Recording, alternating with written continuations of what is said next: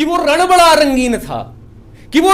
रंगीन था, वो मामला संगीन था। कोई रच रहा इतिहास तो कोई स्तब्ध था और अलीन था। वो हर घात पे प्रतिघात करके तोड़ता है व्यूह को, है चल पड़ा रण की तरफ। वो बालक बड़ा ही वीर था, सुभद्रा की कोख से जन्मा वो अर्जुन का ही प्रतिबिंब था। कि सुभद्रा की कोख से जन्मा वो अर्जुन का ही प्रतिबिंब था धर्म से क्षत्रिय, रणनीति में निपुण और धीर था। वो चल पड़ा है व्यूह को विध्वंस करने, खुद अकेला महारथी सा। उस बालपन इतिहास में अभिमन्यु बड़ा ही वीर था, अभिमन्यु बड़ा ही वीर था। कि न प्राणों का है भय उसे, कि न प्राणों का है भय उसे, निर्भय खड़ा वो व्यूह में। चहु और ललकारों सी गूंजे गर्जना सी मेघ में, तोड़ता चक्र व्यूह रचना सैकड़ों से लड़ गया। अरे वो अकेला खड़ा था रण के अंदर, उसके जैसा वीर ना था उस समूह में। और उसकी वीरता को देख रण में काल भी भयभीत है, कि उसकी वीरता को देख रण में काल भी भयभीत है। वो भर रहा हुंकार तो बचता मृत्यु का संगीत है। उसकी आंखों से ज्वाला निकलती, ज्वालामुखी सा रूप है और कप उठी है हर दिशा। और उसका विश्वास उसकी जीत है। और 7 द्वार उस व्यूह रचना है कि 7 द्वार उस व्यूह में, और 7 में एक एक महारथी थे। दुर्योधन से गुरु द्रोण तक सब व्यूह के अंदर खड़े थे। 16 वर्ष की आयु में अपने प्रहार से 6 द्वार तोड़े, और जितने भी महाबली पांडव सेना के वो सब व्यूह के बाहर पड़े खड़े थे। और जब बीच में पहुंचे तो देखा द्वार सारे बंद हैं।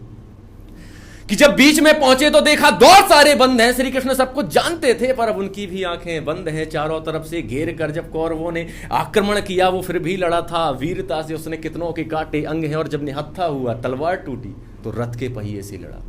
कि जब निहत्था हुआ तलवार टूटी तो रथ के पहिए से लड़ा। जयद्रथ से षड्यंत्र रचता पीठ पीछे था खड़ा। अवसर जो पाया छल से उसने तलवार की धार से छलनी किया। पर जीत ना पाते वो तब तक जब तक वो वीर हथियारों से लड़ा, जब तक वो वीर हथियारों से लड़ा। और एक लास्ट लाइन है, सुनिएगा, कि एक दृश्य ऐसा भी जो इतिहास अंकित हो गया, कि एक दृश्य ऐसा भी जो इतिहास अंकित हो गया। अभिमन्यु की शौर्य गाथा से अलंकृत हो गया। गुरुद्रोण, अश्वत्थामा, दुर्योधन, कर्ण, कृपाचार्य और जयद्रथ जैसे महाबली का उस कुरुक्षेत्र रण इतिहास में जीवन कलंकित हो गया, जीवन कलंकित हो गया।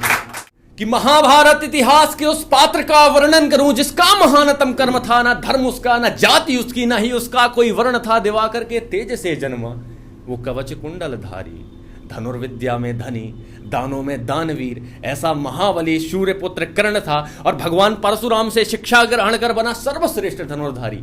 युद्ध कौशल रण कौशल में परांगत बना, ब्रह्मा से अस्त्र का अधिकारी। सभी विद्याओं में प्रथम, सभी शिक्षाओं में प्रथम, और अहंकार लेश मात्र नहीं। ऐसे वीर योद्धा को तो न जीत पाते कभी गांडीवधारी, ऐसे वीर योद्धा को तो न जीत पाते गांडीवधारी। श्रेष्ठता इतनी थी उसमें कि प्रतिकार को भी सह गया, श्रेष्ठता इतनी थी उसमें कि प्रतिकार को भी सह गया। अपने राज्य से वंचित कहीं एक वीर योद्धा रह गया। हुआ सूर्य पुत्र से शूद्र पुत्र, फिर भी लड़ा निष्पक्ष वो। एक पांडु पुत्रों में श्रेष्ठ भ्राता, तिरस्कार सहता रह गया। और भगवान श्री कृष्ण को सब ज्ञात था कि ये पुत्र मां कुंती का है। माता भी सब कुछ जानती थी कि यह भ्राता पांडवों का है। पर विधि के खेल से लज्जित, प्रतिकारता का भय उन्हें जिस पुत्र को बहाया गंगा नदी में, वही आज रक्त का प्यासा बना अपनों का है। और अपनों का छूटा साथ जब मित्रबंधु दुर्योधन खड़ा था, गौर करिएगा, कि अपनों का छूटा साथ जब मित्रबंधु दुर्योधन खड़ा था। तिरस्कार के विष को घटक संकल्प मन में कर चुका था कि तोड़ दूंगा सारे नाते पांडवों से आज मैं। मैत्री दुर्योधन से स्वीकार कर वचनों से अपने बंध चुका था। और प्रतिशोध लेने के लिए अग्नि हृदय में जल रही थी, प्रतिशोध लेने के लिए अग्नि हृदय में जल रही थी। कुरुक्षेत्र के उस युद्ध में मृत्यु प्रतीक्षा कर रही थी। अगर श्राप ना होता जो सर में, रण अकेला जीत लेता। कि अगर श्राप ना होता जो सर में, रण अकेला जीत लेता। परंतु धर्म रक्षा के लिए विधि बलिदान उसका लिख रही थी। और कर्ण सब कुछ जानता था कि उसकी मृत्यु है सुनिश्चित। कर्ण सब कुछ जानता था कि उसकी मृत्यु है सुनिश्चित। कवच कुंडल दान में देते हुए ना हुआ विचलित। मृत्यु को खुद उसने चुना था धर्म रक्षा के लिए। भगवान श्री कृष्ण को भी झुकना पड़ा था उस वीर के आगे कदाचित, कि उस वीर के आगे कदाचित। लास्ट लाइन सुनिएगा, कि विधि का खेल देखो, कि रण में परांगत योद्धा अब विधर्मियों से जा मिला है। विधि का खेल देखो कि रण में परांगत योद्धा अब विधर्मियों से जा मिला है। मित्रता दुर्योधन से करके अपना वध सुनिश्चित कर चुका है।